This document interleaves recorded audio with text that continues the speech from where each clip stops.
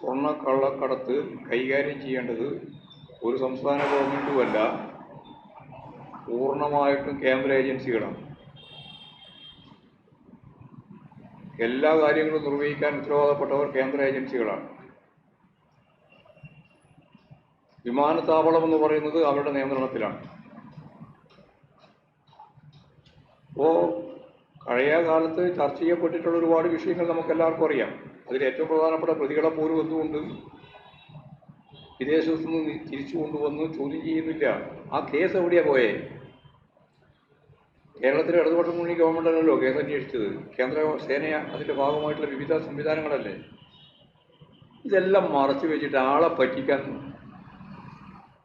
ഒരു പൈങ്കിളി സ്റ്റൈലിൽ സ്വർണ്ണക്കള്ളക്കടത്തിൻ്റെ കേന്ദ്ര ഓഫീസ് ഏതാണെന്നറിയാം എന്ന് പറഞ്ഞാൽ അറിയുന്നത് കേന്ദ്ര ഗവൺമെൻറ്റിൻ്റെയാണ് ഓഫീസാണ്. അവരാണ് ഈ കേസ് എടുക്കേണ്ടതും കേസ് കൈകാര്യം ചെയ്യേണ്ടതും. ഇത്രയും വർഷമായിട്ട് എന്തേ കേസ് കൈകാര്യം ചെയ്തില്ല എന്നുള്ള ചോദ്യത്തിന് മറുപടി പറയണം. അത് പറയാതെ എന്തെങ്കിലും ആരോടെങ്കിലും ചോദിച്ചിട്ടും പറയേണ്ടും കാര്യമൊന്നുമില്ല. അത് ചിലപ്പോൾ വാർത്തയാക്കാൻ വേണ്ടി ചില മാധ്യമങ്ങൾ ഇപ്പോൾ അത് ഉപയോഗിക്കുന്നുണ്ടെന്നുള്ളത് ശരിയാണ്.